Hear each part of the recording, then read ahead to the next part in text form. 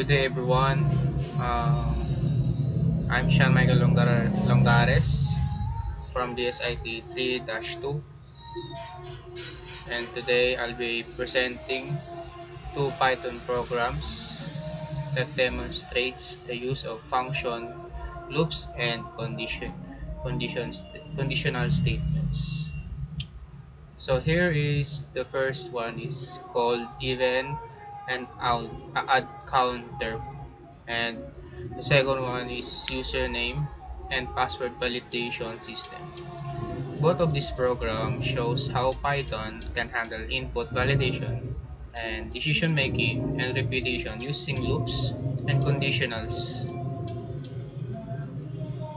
So let's begin with the first one for part one in midterm, even and add counter. So this is the code. Now, first we define a function called check even add. Inside may if else condition tayo. So ito yon. So if the number divisible by 2, it means even. So it returns even. Else or otherwise, it returns to add. So next ay magde-declare tayo ng dalawang variables. So it's even count and equals to 0 at yung add count equals to 0. Then ito yung magsisave kung ilang even at odd numbers ang na-input ng user. Then meron tayong for loop na umikot ng 5 times. For I in range 5. Ito yon. Ito yung umikot ng 5 times. So ibig sabihin na yung user daw tatanungin siya ng mag-enter siya ng 5 numbers. So sa loob ng loop, hinihingi ng program ang input gamit ang input. So ito yon, function. Then after that, tatawagin si check even add na function para malaman kung even or odd yon. Then kapag even, mag-add tayo ng 1 sa even count. Then kapag add naman, mag-add tayo ng isa sa add count. So finally,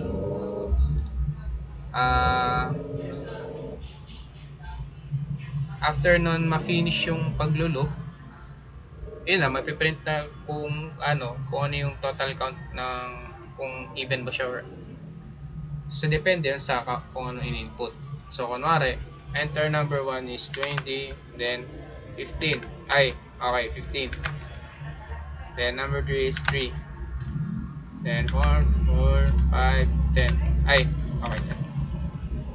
So, yun yung lalabas. Even numbers is 3. Ito nga yung 3. Yung 24 tsaka 10. Then, yung odd numbers is 3, 3, and 15. 2. So, ganun siya umikot. So, the even and odd counters demonstrates on how to use function to organize our code, loops to repeat action, and conditional to make decision based on input. So, simple lang talaga siya. Ayan. Ito yung even and out counter program. So, let's move on to midterm lab 2, username and password validation. This one is a bit more advanced kasi nga medyo maraming combinations and functions and condition. Tsaka may mga loops din. So, let's start. So, dito muna tayo sa unang part. I-explain ko siya step by step. So, nag-declare tayo ng special character, which is ito. Ito yung list ng symbols na pwede sa password. Okay, ito siya. Yung line number 1. Then, gumawa tayo ng 3 validations function. So, yun nga yung validate username, validate password, and validate user type. So, yung validate username, ito yung chine-check niya kung at least 3 characters. Yan. Dito naman sa valid password, so ito naman ay may series of checks, lengths, uppercase, and lowercase numbers, and special characters. So may loop ito. So yun. Dito naman sa validate user type, kung siya ba ay dapat admin or user. So yun lang yung dalawang pwedeng enter. So next, we use max attempts. So, ibig sabihin nun, para may limit lang kung ilang beses pwedeng magkamali ang user. Gets? So, now, we go to the process. So, step 1, user type input. So, after the user type, the program asks for the username. So, let's run this. So, ayan. User type if it is admin or user. Then next is the username input. So wait lang, let's try to put my informations first. I will put my full name, then here the user type input.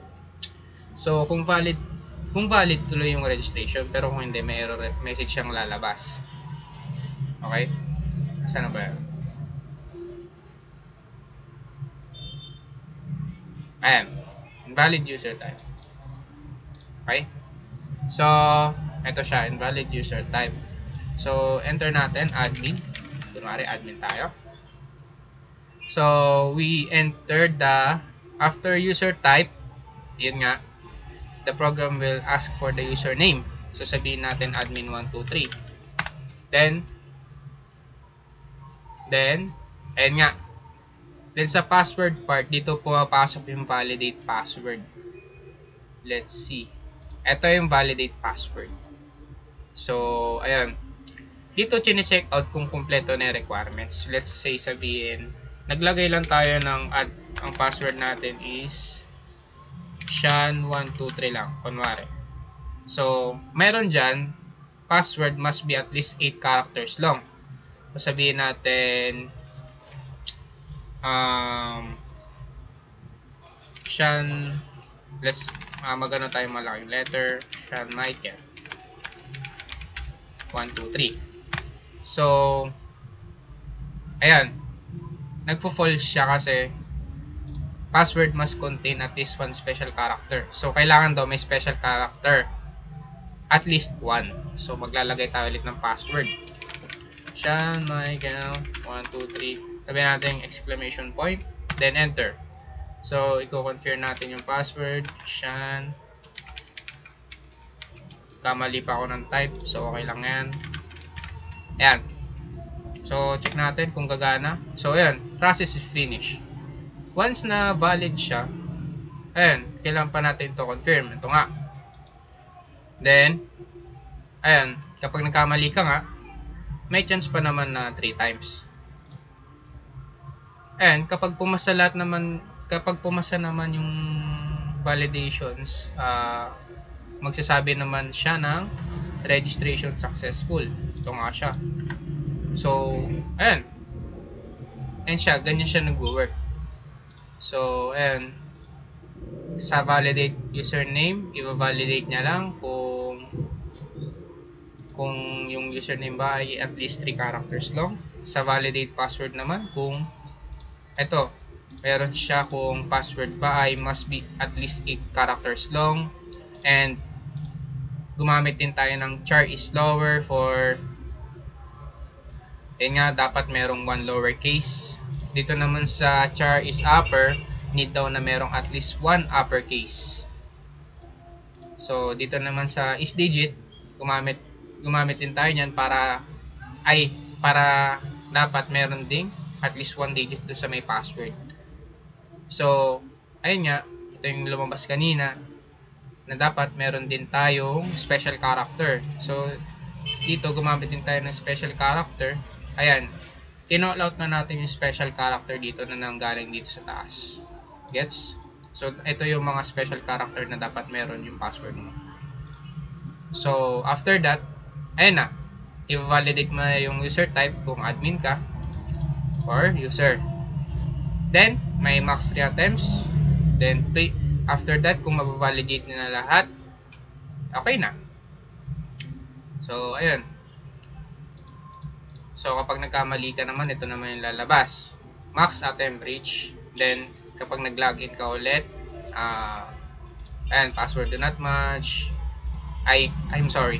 I'm wrong. Bale, kapag nag-enter ka ng password tapos nagkamali ka ng confirm password, password do not match lalabas. So, ayan.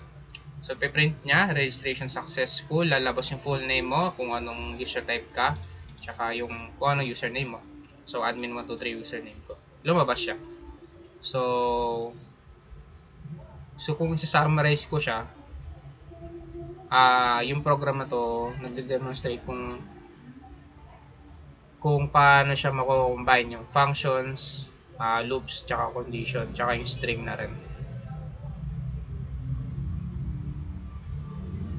And yun lang. Medyo nakakalito siya pero kapag na-gets mo naman kung paano yung flow, and okay naman. Goods na yan. So, thank you for listening.